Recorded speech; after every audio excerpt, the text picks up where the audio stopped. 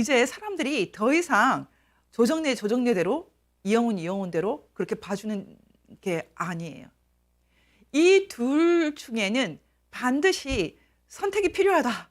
이렇게 보는 사람들이 많아졌습니다. 저도 역시 이 두 분의 의견에는 접점이 없고 선택이 필요하다라는 입장입니다.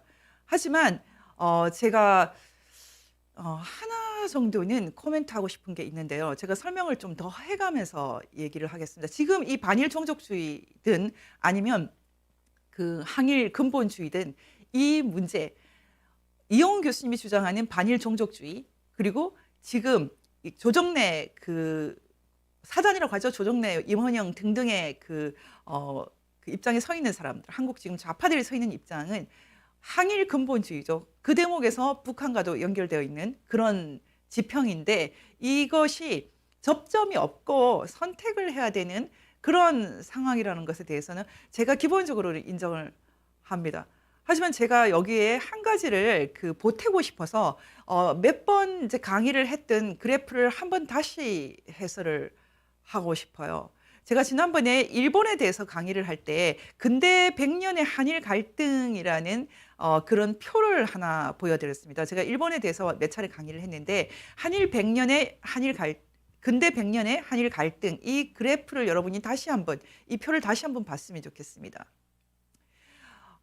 일본에 대해서 우리가 좀 적극적으로 이해하지 않으면 지금 한국이 앞으로 어떻게 살아갈지를 잘 파악하지 못할 수 있어요. 지금 최근에 있었던 그 징용공 판결 문제라든지 지소미아 파기 문제라든지, 그리고 최근에 있었던 그 독일에서의 소녀상 폐기 문제라든지, 그리고 최근에 있었던 그 윤미향 관련된 여러 사건 등등 너무나 많은 문제가 일본과 관련되어 있습니다. 그런데 지금 한일 관계를 어떻게 볼 것인가라는 문제에서 한국 사람들이 그다지 본격적으로 고민하고 있지 않은 것은 심각한 문제가 아닌가 생각을 하거든요. 그래서 여러분들이 지금 이 표를 한번 봐주시기 바랍니다. 지금 우리가 제가 지금 한국 문제를 볼 때, 오늘 이 문제를 볼 때 크게는 기본적으로 문학이란 무엇인가, 또는 역사란 무엇인가, 그리고 나라, 국가란 무엇인가, 그리고 또 하나 그 배후에 거대한 틀의 문제가 있다면 그것은 근대, 모던 소사이어티, 근대 사회, 근대 세계라는 것은 무엇인가라는 또 거대한 질문이 있습니다. 이 질문은 기본적으로 일상적인 질문이라기보다는 학적인 질문인데요. 이 근대란 무엇인가? What is modernity? 근대성이란 무엇인가? 이 질문에 대해서 보통 사람들이 굳이 할 필요가 없는 질문이었지만, 지금에 있어서 우리가 이 질문을 제대로 하지 않으면은 일본 문제를 도저히 볼 수가 없고, 그리고 지금 중국과 관련돼 있는 여러 가지 갈등에 대해서도 해설을 할 길이 없습니다. 그래서 제가 오늘 이 표를 다시 한번 해설을 해드리고 싶은데요. 기본적으로 우리가 근대란 무엇인가? 근대라는 단어와 현대라는 단어는 영어로는 별로 구분하지 않습니다. 둘 다 모던 소사이어티, 모던 에이지 이렇게 쓰는 것인데, 현대라는 단어는 물론 뭐 컨템포러리라는 단어를 쓰기도 하지만 기본적으로 크게 구분하지는 않습니다. 심지어 포스트 모던도 별로 구분하지 않습니다. 기본적으로 비슷한 개념이에요.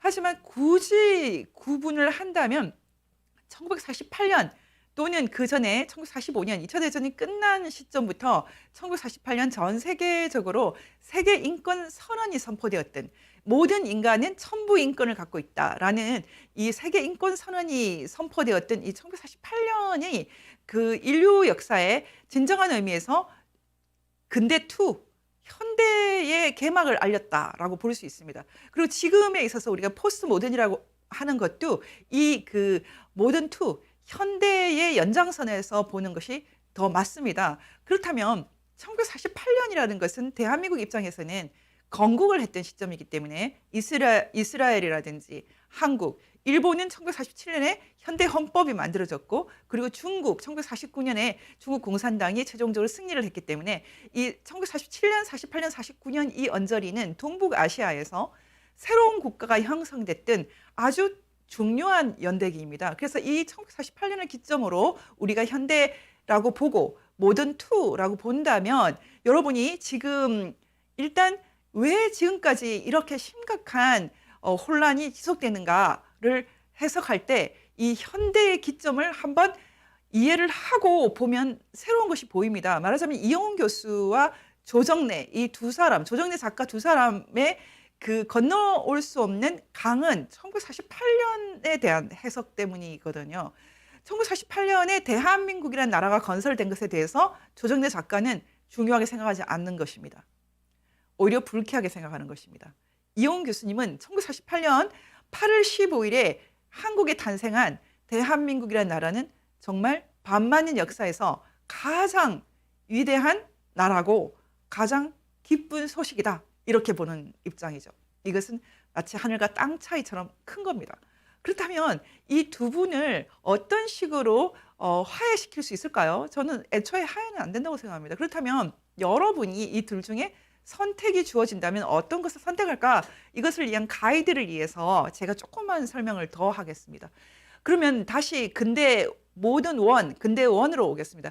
근대라는 것은 여러 가지 해석을 할 수 있지만 기본적으로는 우리가 전근대 또는 봉건과는 차별이 되는 원래 근대라는 말 자체가 스페인어에서 나왔는데요. 이 말 자체가 새로움의 전통, tradition of novelty, 새로움의 전통이라는 개념이거든요. 뭔가 너무 새로워 이런 것에 가까워요. 말하자면은 전 세계가 모두 각각의 민속 의상을 입다가 갑자기 머리를 자르고 그리고 양복을 입고 넥타이를 매고 했다면 그건 정말 새로움이 보편화되는 정말 놀라운 사건이잖아요. 말하자면 이런 식으로 근대가 왔다는 거죠. 그래서 우리가 근대란 무엇인가 할 때 기본적으로 근대라는 것은 이런 제도로서의 근대가 있다. 제도, 어떤 새로운 제도가 들어오는 근대가 있다. 새로운 학교, 새로운 의료시설, 그리고 지금 말했던 간척 기술, 이런 새로운 기술, 제도 이런 것을 상징하는 그런 근대가 있다라는 제도로서의 근대라는 개념이 있고 또 하나는 반제국주의. 우리 입장에서는 근대라는 이 모던이라는 것이 우리가 새로 생산하는 것이 아니라 외국에서 건너오기 때문에요. 다른 말로 하면 박내품이라고 부르죠. 박내품처럼 근대가 건너왔기 때문에 이것을 식민지 형태로 받아들인 우리의 입장에서는 근대가 제도의 측면보다는 하나의 제국주의 형태로 왔다. 그래서 그 제국주의에 반대하는 입장에서 서 있었던 그런 지식인들이 있는 거죠. 그렇지만 특별히 이 반제국주의로서의 근대는 굳이 구분을 하자면 민족주의 계열이 있고 그리고 이 민족주의도 기독교를 바탕으로 하는 민족주의가 있고요. 또 이 사회주의 약간 좌파 이념을 상당히 수용한 민족주의 개념이 있어요. 그리고 그것보다 좀 더 노골적인 그 이념성을 띤 그 공산주의 그룹이 있었고 그리고 신채호 같은 인물을 상당히 설명하는 아나키즘, 무정부주의 계열이 있어요. 이번에 문제가 계속되었던 김원봉도 이 아나키즘으로 분류를 하거든요.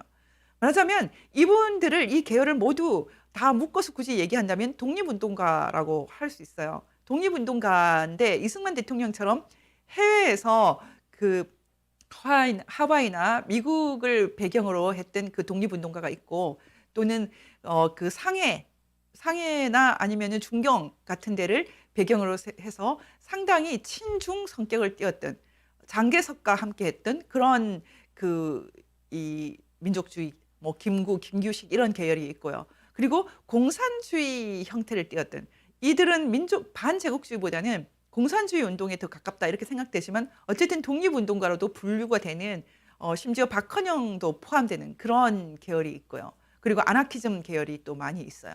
그런데 지금 이 반제국주의로서의 근대라는 측면 그리고 제도로서의 근대라는 측면이 지금 한국에서 아주 독특한 양상을 띠고 있는 거예요.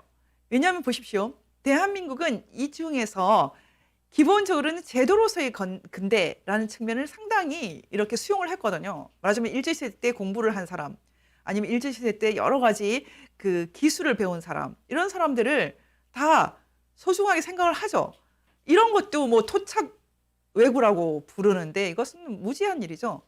굳이 말하면 제도로서의 근대, 이 자유민주주의, 그리고 민족주의, 아나키즘 그냥 근대주의라는 표현은 조금 포괄적이긴 한데 이런 것들이 대한민국에서 모두 의미 있게 이렇게 수용이 됐거든요. 굳이 말하면 이 근대주의라고 하는 것에 공산주의를 넣을 것인가, 넣지 말 것인가, 이런 것이 이슈가 되고 있어요.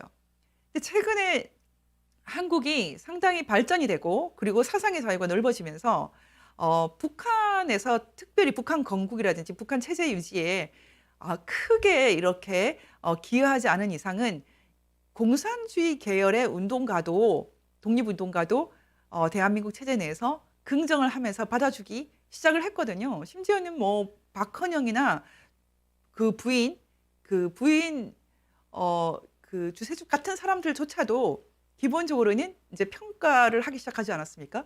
그래서 말하자면은 말은 공산주의, 사회주의 이것을 적극적으로 이렇게 인정을 하지 않지만 대한민국 체제 내에서 서서히 그 좌파 계열, 좌익 계열도 그 공적에 따라서 상당히 이렇게 긍정하는 흐름이 있어요. 그런데 지금에 있어서 문제가 되는 것은 조선민주주의인민공화국인데요.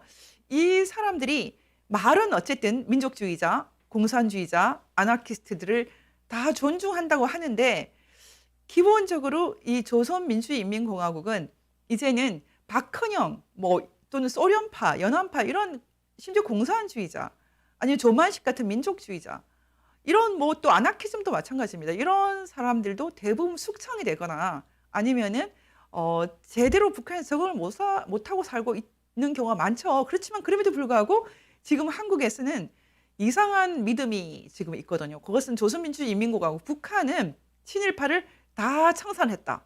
그리고 독립운동가를 우대하고 있다. 그것은 사실이 아니죠.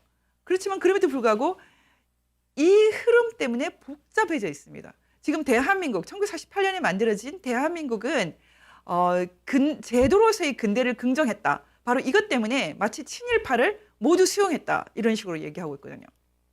말하자면 조선일보나 동아일보도 일제시대 때 탄생한 언론 아닙니까? 그러면 조선일보나 동아일보가 일제시대 때 탄생했다고 해서 모두 다 때려잡아버리면 그럼 어떻게 되는 것입니까? 우리 민족의 어떤 양식이 다 사라지는 거죠. 동나는 거죠. 말하자면 일제시대 때 그것은 근대란 제도로서의 근대라는 것은 굳이 일본 것도 아니죠. 제가 오늘 이 태백산맥에 대해서 강의하기 위해서 집에 서가에서 이제 책을 막 뽑기 시작했어요. 제가 이 뽑기 시작하는 이 책들을 이렇게 쭉 들고 왔는데 아마 여러분들은 이 책들이 있는 분도 있고 없는 분도 있겠지만 제가 오늘 이 책들을 이렇게 갖고 오면서 그 중에 이 책을 뽑았어요. 근대의 초극론이에요. 근대의 초극론. 이 근대의 초극론이라는 것은 지금 한국에 그 번역도 되어 있는 것 같더라고요. 이 근대의 초극론이라는 것은 일본의 지식인들이 그 1930년대, 40년대에 보여준 이 사상적인 논쟁을 정리한 것인데 일본 사람들이야말로 근대라는 것을 제도로서의 근대 포함해서요. 근대라는 것을 극복을 해야 될 대상으로 생각을 했거든요. 그리고 최대한 빨리 기술적인 어떤 이득만 얻고 그 하혼, 일본의 혼을 강조하는 그런 일본 중심주의로 돌아간다. 이게 일본의 특징이거든요. 말하자면은 일본이야말로 어떤 면에서는 근대를 극복, 오버컴, 극복하려고 했고 근대를 어떤 면에서는 서양으로 인식을 했고요. 근대를 기독교로 인식을 했거든요. 그것은 마치 일본의 전통적인 것을 말살하는 것이다. 그래서 우리가 서양의 이런 기술적인 것, 이런 것만 수용을 하고 일본의 정신으로 돌아가자. 이런 것, 그게 바로 근대의 초극론이고 이 근대의 초극론을 통해서 진주만 기습도 있고 2차 대전도 있고 태평양 전쟁도 있는 것 아닙니까? 대동아 공영권도 있는 것이고 말하자면 지금 일본이야말로 근대를 부정하고 싶어 했어요. 초극하고 싶어 했거든요.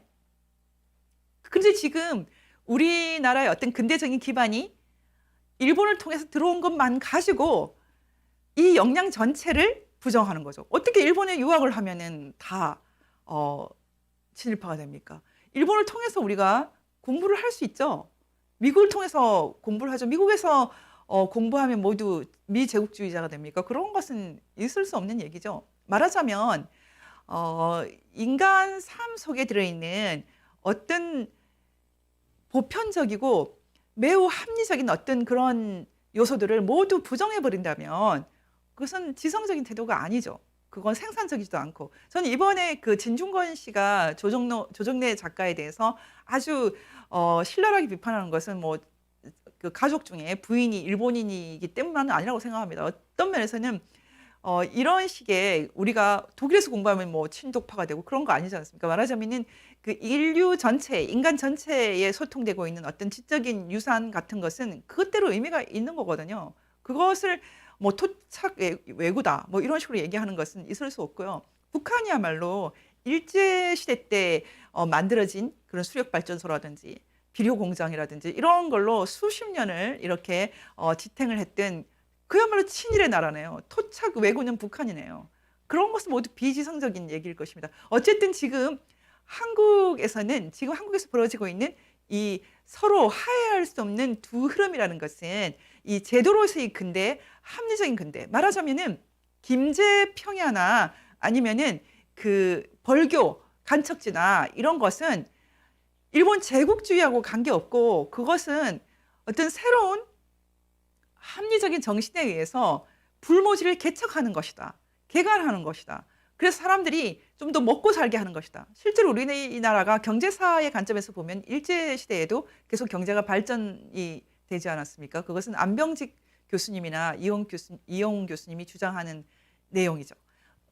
결국은 지금 이 조정래 작가의 이런 그 태백산맥이나 아리랑이라는 것은 기본적으로 객관적으로 인정해야 될 것을 부정하는 가공의 것이다. 마치 우리나라에 뭐 엄청나게 좋은 평야가 있었고 엄청나게 좋은 뭐 그런 논밭이 있었는데 그것을 뺏기는 것처럼 그렇게 얘기하는 것은 곤란하다. 이홍 교수님의 얘기는 어떤 면에서는 그 조정래 작가보다 더 심각한 반일이 될 수 있거든요. 말하자면 일본이 한국을 영국이 인도를 지배했던 그런 방식이 아니라 훨씬 더 그 일본에 더 가깝게 만들려고 했던 더 심각한 동화를 깨했다는 것. 그것이야말로 그 일본의 식민지 경영 방식이 어쩌면 더 치열했다 이렇게 말할 수 있거든요. 말하자면 그 반일을 할 때 거짓말로 하지 말고 진짜를 보자. 엄밀하게 보자 이런 개념이거든요. 제가 생각할 때는 어떤 면에서는 이용훈 교수님의 의견이 더 심각한 반일로 보여요. 이런 것을 인정하는 사람이 없어요. 어떤 면에서는 정말 무조건 반일만 하면은 다 되는 것처럼 생각하는 이 무지무지한 무식찬란한 이 반일 때문에 지금 한국 좌파들이 심각한 위기에 처해 있습니다. 지금 지소미아 파기도 못했죠. 그리고 징용공 재판 때문에 뭐 전범 기업을 뭐 어떻게 하겠다? 전범 기업이 누구죠? 어쨌든 이 상황 속에서 지금 막다른 골목에 처해 있습니다. 여러분이 지금 이 상황을 보면은 지금 우리가 일본을 진짜 극복한다는 것은 이런 무지막지한 방식으로 극복하는 것이 아니라 그것은 지적인 엄밀성을 통해서 극복이 가능하다. 이용훈 교수님이 경제사가로서 엄밀하게 말했던 것은 일본이 마치 아주 풍요로운 대한민국의 농토를 유린한 것처럼 그런 식으로 말하는 것은 옳지 않다. 그게 새로운 개척과 개간과 새로운 농법이 있었고 그것은 많은 사람들한테 기본적으로 혜택을 주는 것이었다. 인정할 건 인정하자. 사실대로 인정하자. 어떤 면에서는 이런 식의 그 식민지 경영이라는 것이 더 무시무시한 그 내선 일체하다. 이렇게 말하는 것이 더 무서운 얘기 아닐까요? 저는 그렇게 생각을 합니다. 일본이 나중에 태평양 전쟁을 일으키고 더 광기에 가까운 그런 내선 일체화를 해 나갔던 것이야말로 이런 북한의 일본의 식민지 경영 스타일을 그대로 보여주는 것이거든요. 저는 일본을 진짜 극복하는 것은 일본의 그 식민지 경영 방식에 대해서 엄밀하게 보는 것도 있고 또 하나는 바로 그 일본에 대한 무조건적인 광적인 비판이 북한을 낳았다. 그래서 일본만 반대하면 무엇이든 다 허용하고 뭐 보천보에서 그 비적질을 한 것 같고도 그 북한에서 신이 될 수 있는 인간 신이 될 수 있는 근거로 만들어주는 그것은 무시무시한 종족주의일 뿐만 아니라 인간에 대한 배반이죠. 민족에 대한 배반이죠. 여기서 우리가 지금 일본을 보는 시각이 합리적으로 바뀌어야 된다는 얘기는 매우 중요하다고 생각합니다.